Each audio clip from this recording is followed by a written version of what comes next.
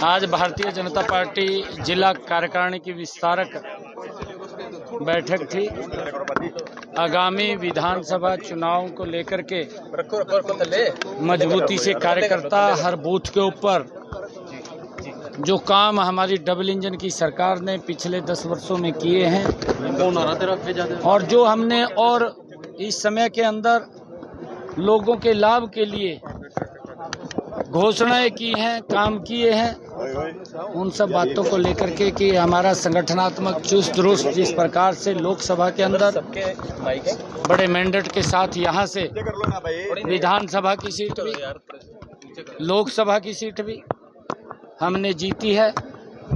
और करनाल के लोगों ने जो एक मैसेज बड़ा दिया कि 2024 के जो अक्टूबर का ये चुनाव आएगा, इसमें भारतीय जनता पार्टी तीसरी बार बहुत बड़े मैंडेट के साथ तीसरी बार सरकार बना रही है। कांग्रेस हर विधानसभा के ऊपर कमजोर है। कांग्रेस के पास बोलने के लिए कुछ भी नहीं है। कांग्रेस रोहतक के अंदर भी कमजोर है। विधानसभा के चुनाव के अंदर मुझे नहीं लगता कि कांग्रेस कोई सीट निकाले, क्योंकि भारतीय जनता पार्टी 90 की 90 विधानसभाओं सीटों के ऊपर आज बहुत मजबूत स्थिति के अंदर है।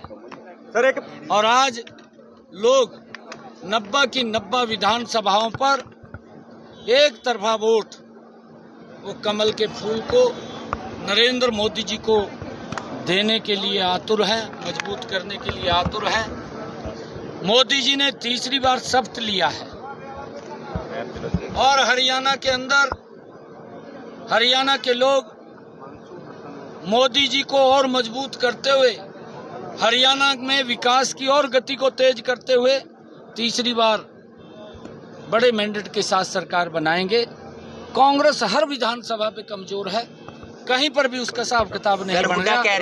हुड्डा साहब कभी तो जिसको गाली देते हैं उसको जफ्फी पानी शुरू कर देते हैं कि कुछ मेरा माहौल बन जाए, परंतु माहौल नहीं बनेगा विधानसभा में, क्योंकि कभी आम आदमी को जफ्फी पाता है, कभी किसी को पाता है। हुड्डा साहब यहाँ बोले थे करनाल में आकर के कि यहाँ से रास्ता चंडीगढ़ जाएगा, और कांग्रेस का ना रास्ता दिल्ली गया ना चंडीगढ़ गया, दोनों रास्ते में कांग्रेस साफ होगी।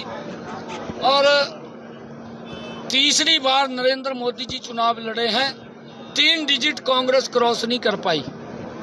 2014 में Congress 2 digit, 2019 Congress 2 digit, 2024 Congress 2 digit, 3 digit का आंकड़ा कांग्रेस क्रॉस नहीं कर पाई।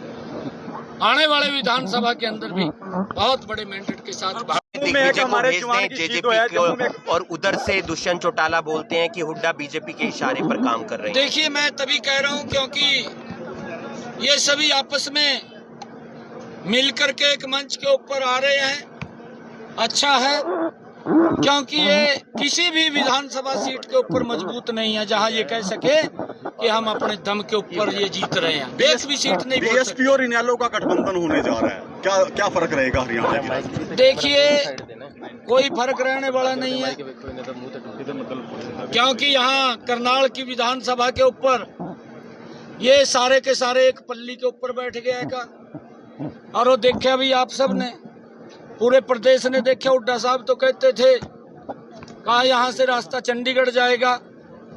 अबे चौटाला बोलता था कि सारे इकट्ठे एक पल्ली पर बैठ गए, फिर भी कुछ नहीं बना। ये कहीं पर भी ना तो हुड्डा विश्वास के साथ कह सकता है कि ये मैं सीट जीतूंगा, खुद हुड्डा भी अपनी सीट हारेगा। ये मैं आज आपके बीच में कह रहा हूँ। पोल तो उन्होंने लोकसभा में भी खोली है, उनके पल्ले कुछ नहीं है, झूठ है उनके पल्ले। वो उस पवित्र संविधान की बुक उठा करके घूम रहे हैं। अरे कौन, इनको पूछिए आप लोग, कौन इसको समाप्त कर सकता है? कौन संविधान के साथ छेड़छाड़ कर सकता है? ये झूठ का सहारा ले रहे हैं, बोलने के लिए कुछ नहीं है। ये पोल क्या खोल लेंगे? पोल तो इनकी खुलेगी अब।